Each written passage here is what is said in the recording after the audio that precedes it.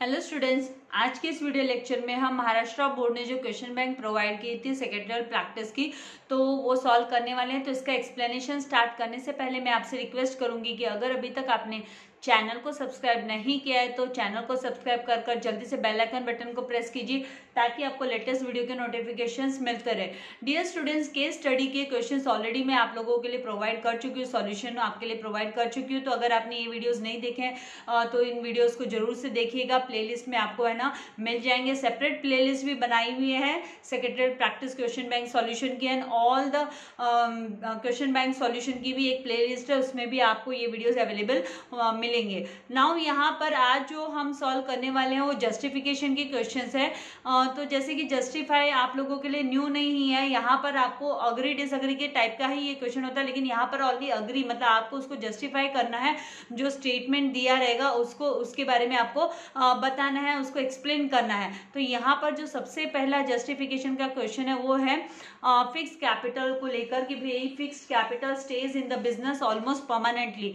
तो ये परमानेंटली रहता है ये तो हम सभी जानते हैं, लेकिन इस स्टेटमेंट को आपको जस्टिफाई करना होगा, इसके बारे में बताना होगा, मीनिंग लिखना होगा। तो सबसे पहले fix capital is the capital which is used to purchase fix assets. Fix assets को परचेज करने के लिए इसे फिक्स कैपिटल को यूज किया जाता है ऑफ द बिजनेस के फिक्स एसेट्स को परचेज करने के लिए। Now these fix assets are use for a longer period. ये जो एसेट्स है वो लंबे समय के लिए है ना यूज किए जाते हैं, लंबे टाइम के लिए यूज किए जाते हैं, and are not meant for resale.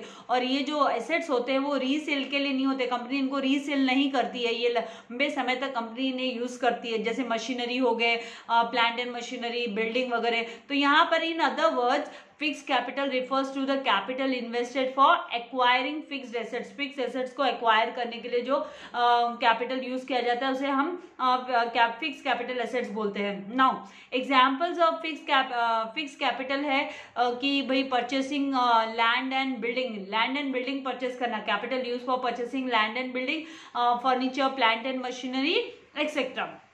Then यहाँ पर however जो एग्जिस्टिंग कंपनीज है may also need such capital. ऐसा नहीं है कि नई कंपनी शुरू हो रही है तो उन्हीं को फिक्स कैपिटल की रिक्वायरमेंट होगी। एग्जिस्टिंग कंपनी जो ऑलरेडी से बिजनेस जिनका चल रहा है सालों से, उनको भी है ना फिक्स कैपिटल की रिक्वायरमेंट पड़ सकती है, क्योंकि उनको अगर बिजनेस एक्सपैंड करना है, डेवलपमेंट लाना है, रिप्लेस करना है इक्विपमेंट्स को, तो उन्हें भी रिक्वायरमेंट होती है। तो इसके बारे में भी हम लिखेंगे however existing companies may also need such capital for the expansion and development, replacement of the equipments etc. Now initial planning of fixed capital requirement is made by companies promoters. Starting में जो fix capital की requirement होती है उसको कौन पूरा करता है, ये उसके लिए जो प्लानिंग है वो कौन करते हैं, कंपनी के जो प्रमोटर्स होते हैं वो करते हैं। हैंस फिक्स कैपिटल स्टेज, इसके लिए हम बोलेंगे कि ये जो फिक्स कैपिटल है ये है ना बिजनेस में आप ऑलमोस्ट आप ऐसे समझ लो लाइफ टाइम रहता है। बिजनेस की जितनी लाइफ है उतने लाइफ टाइम ये जो फिक्स कैपिटल है वो भी बिजनेस में रहता है, ऑलमोस्ट परमानेंटली रहता है। आई होप आपको इतना समझ में आ गया कि किस तरीके से आपको लिखना है, आपको चाहिए तो आप इसके स्क्रीनशॉट ले सकते हैं। नाउ हम मूव करते हैं क्वेश्चन नंबर 2 पर कि equity share holders are real owners and controllers of the company of a company. तो equity share holders real owners and यहाँ पर कंट्रोलर कैसे होते हैं, वो लोग मेंबर्स होते हैं कंपनी के। Equity share holders participate in general meetings, वो जनरल मीटिंग्स में भी पार्टिसिपेट करते हैं, मैनेजमेंट ऑफ देयर कंपनी के मैनेजमेंट वर्क में भी वो पार्टिसिपेट करते हैं। Now they have a control over the working of the company, उनके हाथों में कंट्रोल होता है वर्किंग कंपनी का जो वर्किंग एक्टिविटीज है उसका कंट्रोल भी होता है। दो वो लोग अपॉइंट करते हैं, बोर्ड ऑफ डायरेक्टर्स मैनेजमेंट को अपॉइंट करते हैं। Equity share holders are paid dividend, इनको डिविडेंड रिसीव होता है after paying it to the preference share holders को पे करने के बाद में इक्विटी शेयर होल्डर्स को डिविडेंड पे किया जाता है।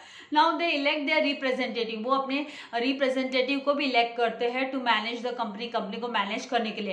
And the equity share holders जो होते हैं उनको है ना उनको प्रेफरेंस राइट नहीं होता, do not enjoy preference in getting dividend receive करने में उनको पहला प्रेफरेंस नहीं मिलता। फर्स्ट प्रेफरेंस शेयर होल्डर को दिया जाता है, पहले है ना डिबेंचर होल्डर को इंटरेस्ट देने के बाद में, क्रेडिटर्स को इंटरेस्ट पे करने के बाद में, फिर है ना प्रेफरेंस शेयर का होल्डर का नंबर आता है, एंड उसके बाद में लास्ट एट द एंड है ना इक्विटी शेयर होल्डर्स का नंबर आता है। Now the equity share holders do not have priority for payment of capital at the time of winding up of the company. जब company बंद होती है तो उस वक्त भी क्या होता है, जो इक्विटी शेयर होल्डर्स को उनका कैपिटल है ना रीपे नहीं होता है, पहले इक्विटी शेयर होल्डर्स को नहीं होता है, इसलिए हम बोलेंगे कि equity share holders own the company, मतलब वो ओनर होते हैं कंपनी के, उनकी कंपनी होती है, वो रियल ओनर होते हैं, and bear ultimate risk associated with the ownership, इसीलिए जितनी भी रिस्क रिलेटेड है उनकी ओनरशिप को लेकर वो सारी रिस्क उनको बेयर करनी पड़ती है। Now equity share holders take more risk, they take more risk as compare to preference share holders, preference share holders के कंपेयर में वो ज्यादा रिस्क उठाते हैं, क्योंकि प्रेफरेंस शेयर होल्डर्स के कंपेयर में ज्यादा कैसे, क्योंकि प्रेफरेंस शेयर होल्डर को जो डिविडेंड रिसीव होता है वो फिक्स डिविडेंड रिसीव होता है, एंड जहां पर कि इक्विटी शेयर होल्डर्स के लिए कोई भी फिक्स रेट नहीं होता डिविडेंड का। Now they take risk both regarding dividend and return of capital. Now equity share capital can not be redeemed, इसको रिडीम नहीं किया जाता है during the life time of the company, जब तक कंपनी बिजनेस में एग्जिस्ट कर, मार्केट में एग्जिस्ट कर रही है, कंपनी रन कर रही है, तब तक इसका कभी भी है ना इक्विटी शेयर कैपिटल का पैसा रिटर्न नहीं होता है, रिडीमेबल नहीं होता है, वो खाली वाइंड अप के टाइम पे ही मिलता है। Now equity share holders are allowed to vote on all matters, जितने भी मैटर्स होते हैं जो जनरल मीटिंग में डिस्कस होते हैं उन सब के लिए वो है ना वोट करने के हकदार होते हैं, उनको अलाउड है, उनको राइट है ये। नाउ हैंस हम बोलेंगे कि equity share holders are real owners, इसीलिए जो इक्विटी शेयर होल्डर्स है वो रियल ओनर्स हैं and controllers of the company के कंट्रोलर्स है। नाउ आपको चाहिए तो आप इसकी स्क्रीनशॉट ले सकते हैं। नाउ नेक्स्ट उस पर हम मूव करेंगे। थर्ड क्वेश्चन यहाँ पर है, bond holder is creditor of the company, क्या बॉन्ड होल्डर क्रेडिटर होता है कंपनी का?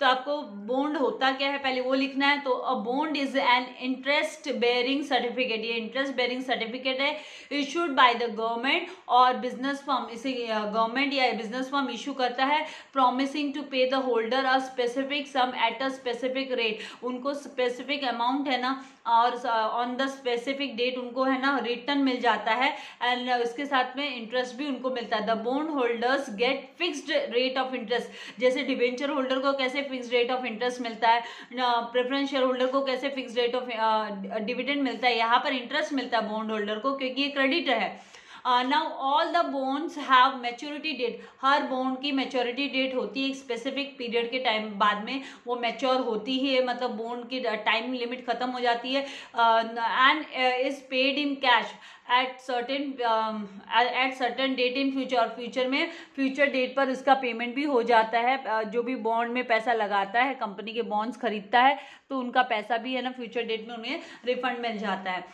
नाउ जो नेक्स्ट है यहाँ पर, owner of the bonds, bond के जो ओनर होते हैं आर डेप्ट होल्डर्स, तो उसे हम डेप्ट होल्डर्स बोलेंगे या क्रेडिटर्स बोलेंगे ऑफ द इशूअर, इशूअर मतलब जो कंपनी इशू करती है, तो उसके ये डेटर्स हो गए, सॉरी नॉट डेटर्स, क्रेडिटर्स हो गए एंड डेप्ट होल्डर्स हो गए, ये बोरोड मनी होता है one way. Now bond is a kind of security, ये एक सिक्योरिटी है फॉर लोन और डेट टेकन, जो भी लोन लिया गया है उसके अगेंस्ट ये क्या है, सिक्योरिटी हुआ बॉन्ड, जिसके ऊपर लिखा होता है ना bond holder has no right to vote, bond holder को जैसे कि ये क्रेडिटर है, क्रेडिटर्स को है ना वोटिंग राइट नहीं होता है, सो इसको कोई वोटिंग राइट नहीं होता है, एंड मैनेजमेंट के कामकाज में भी ये पार्टिसिपेट नहीं कर सकते, they are not allowed to participate in the management activities, management के कामकाज में ये लोग नहीं देख सकते हैं। नाउ जो नेक्स्ट है वो है the bond holders is a lender of the institution, ये कौन होते हैं? तो ये लेंडर होते हैं इंस्टीट्यूशंस के, मतलब जिनसे पैसा उधार लिया गया है, इंस्टीट्यूशन है जिनसे पैसा उधार लिया है। Now hence bond holder is a creditor, तो हम बोलेंगे कि bond holder is a creditor of the company. तो आई होप आपको ये समझ में आ गया है कैसे लिखना है, तो आपको चाहिए तो आप इसकी स्क्रीनशॉट ले सकते हैं। नाउ नेक्स्ट क्वेश्चन पे हम मूव करते हैं।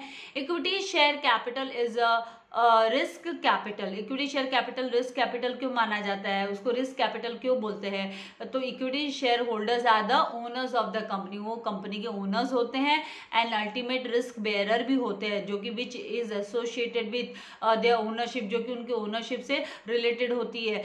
Now the equity share holders do not enjoy preference for dividend, इनको है ना डिविडेंड रिसीव होने में भी प्रायोरिटी नहीं मिलती है, ये प्रायोरिटी किसको मिलती है? प्रेफरेंस शेयर होल्डर्स को, जहां पर उनको फिक्स्ड रेट ऑफ डिविडेंड दिया जाता है। They do not have even priority for the repayment of capital. Even जो है ना कैपिटल कंपनी जब वाइंड अप होती है, लिक्विडेट होती है, लिक्विडेशन एंड वाइंड अप का मीनिंग सेम है, तो उस समय पर जो रीपे किया जाता है कैपिटल, तो उसमें भी पहले प्रायोरिटी इनको नहीं मिलती है, जो प्रेफरेंस शेयर होल्डर होता है उसको मिलती है। नाउ नेक्स्ट यहाँ पर equity share holders are not given dividend at a fixed rate. इनका जो डिविडेंड रेट है वो भी फिक्स नहीं होता है, बट दे गेट फ्लक्चुएटिंग, इनको fluctuating rate of dividend receive होता है depending upon the profit of the company. Company का जो प्रॉफिट होता है उसके ऊपर डिपेंड करता है ये rate of dividend. Now next is if there is no profit, अगर कोई प्रॉफिट नहीं होगा तो no dividend will be repayable to them, तो फिर उनको कोई भी डिविडेंड रिसीव नहीं होगा। Similarly if there is less profit, और उसी तरीके से अगर लेस प्रॉफिट है तो lesser dividend will be paid to them, तो फिर उनको है ना लेस डिविडेंड दिया जाएगा, less dividend will be paid to them. Now the equity share holders do not have priority for payment, payment के लिए भी उनको कोई प्रायोरिटी नहीं होती है। The equity share holders do not have priority for payment of capital at the time of winding up of the company. तो ये यहाँ पर भी ये सेंटेंस हमने यहाँ पर यूज किया है, तो यहाँ पर वाइंडिंग अप लिक्विडेशन के समय पर उनको प्रायोरिटी नहीं दी जाती है। The Fortune of the equity share holder is tied up with the, उनका जो लक है वो किससे बंधा होता है, किससे जुड़ा होता है, टाइड अप होता है, तो वो डिमांड एंड सप्लाई फैक्टर्स, जो मार्केट के रिलेटेड सप्लाई फैक्टर्स है, demand and supply very important factors of the marketing, which means which simply अगर हम बोलेंगे तो ups and downs of the market, ups and downs के ऊपर डिपेंड करता है उनको जो उनका जो लक होता है। ज़्यादा अच्छा मार्केट चल रहा है तो ज्यादा डिविडेंड अर्न कर लेंगे वो उनका पैसा। And the equity share holders are also known as shock absorbers, मतलब उनको कभी भी फाइनेंशियल क्राइसिस उनको फेस करना पड़ सकता है, क्योंकि वो रियल अल्टीमेट रिस्क बेरर होते हैं when the company face financial crisis. तो जब कंपनी फाइनेंशियल क्राइसिस फेस करती है तो इनको है ना जीरो डिविडेंड भी हो सकता है कि भाई इनको उस साल कुछ भी ना रिसीव हुआ हो। Hence the equity share capital is a risk capital, तो हम बोल सकते हैं कि जो इक्विटी शेयर कैपिटल है वो क्या है, वो रिस्क कैपिटल है। आई होप आपको समझ में आ गया, आपको चाहिए तो आप इसके स्क्रीनशॉट ले सकते हैं। नाउ हम नेक्स्ट क्वेश्चन पर मूव करते हैं, जो कि क्वेश्चन नंबर 5। तो क्वेश्चन नंबर 5 में the board of directors can refuse transfer of shares. Transfer of shares को रिफ्यूज कर सकते हैं क्या बोर्ड ऑफ डायरेक्टर्स, तो उसको आपको जस्टिफाई करना है, वो लोग कर सकते हैं। तो ट्रांसफर ऑफ शेयर्स का मतलब क्या होता है पहले तो वो आपको जानना है। तो transfer of shares means voluntary transfer of shares by a member of a company. जो कंपनी का मेंबर है, शेयर होल्डर है, वो अपनी स्व इच्छा से ट्रांसफर करता है अपने shares in favour of another person, दूसरे पर्सन को वो ट्रांसफर करता है। आप ये मान लो सेल ऑफ कर रहा है, या अपने रिलेटिव के नाम कर रहा है, अपने बच्चों के नाम कर रहा है, या अपनी वाइफ के नाम कर रहा है, या वाइफ ने शेयर होल्डर है तो वाइफ हस्बैंड के नाम कर रही है, तो this is called transfer. Now board of directors have the authority to refuse registration of transfer of shares. तो ये केस में बोर्ड ऑफ डायरेक्टर्स को ये अथॉरिटी होती है कि वो मना कर दे रजिस्टर करने के लिए, ट्रांसफर ऑफ शेयर्स ट्रांसफर करने के लिए मना कर देना। The board may refuse registering the transfer under the following condition. कौन से कंडीशन में मना करेगी, क्यों मना करेगी बोर्ड ऑफ डायरेक्टर्स? तो when the provision for transfer of shares are given in the articles of association is not fulfilled by the member. जो प्रोविजंस, जो रूल्स दिए हुए हैं आर्टिकल्स ऑफ एसोसिएशन में, अगर उसको फुलफिल नहीं कर रही है, पूरा नहीं कर रही है, जो ट्रांसफर ऑफ शेयर के बारे में उसमें नहीं है, तो फिर है ना ये बोर्ड ऑफ डायरेक्टर्स रिफ्यूज कर सकते हैं। Then second, when the instrument of transfer is not as per the, जो इंस्ट्रूमेंट जो फिल करते हैं, फॉर्म फिल करना पड़ता है, इंस्ट्रूमेंट होता है ट्रांसफर का, is not as per the rule prescribed under the companies act. जो भी रूल कंपनीज एक्ट के अंडर में लिखे गए, प्रिस्क्राइब किए गए, अगर उसके तहत नहीं है तो फिर वो मना कर सकते हैं, रिफ्यूज कर सकते हैं। Then when the instrument is not accompanied by the share certificate. तो जब है ना इंस्ट्रूमेंट ऑफ ट्रांसफर लगता है ना ट्रांसफर करने के लिए, तो इंस्ट्रूमेंट ऑफ ट्रांसफर के साथ में अगर है ना जो शेयर होल्डर है जो ट्रांसफर करना चाहता है वो अपनी शेयर सर्टिफिकेट उसको अटैच नहीं करता है उसके साथ में, तो फिर मना कर सकते हैं। And when the company has a lien on the shares to be transferred. और अगर कंपनी को वो जो शेयर्स जो बंदा ट्रांसफर कर रहा है उसके ऊपर अगर केस है तो फिर वो है ना ट्रांसफर को रोक सकते हैं। Thus the board of directors can refuse transfer of shares. तो बोर्ड ऑफ डायरेक्टर्स के हाथ में होता है कि वो शेयर्स का ट्रांसफर रोक सके। तो आई होप आपको यहाँ तक सारे जो कॉन्सेप्ट है वो समझ में आ गया। नेक्स्ट वीडियो लेक्चर में जो नेक्स्ट आपके जस्टिफिकेशन के क्वेश्चंस के सोल्यूशन में लेकर आऊंगी, तो तब तक के लिए आपको अपने फ्रेंड्स के साथ शेयर करना है। एंड वेरी वेरी इंपॉर्टेंट, अगर आपने चैनल को सब्सक्राइब नहीं किया तो चैनल को सब्सक्राइब कर बेल आइकन बटन को प्रेस करना है, ताकि आपको लेटेस्ट वीडियो के नोटिफिकेशंस मिलते रहे। Thank you very much. God bless you all dear students.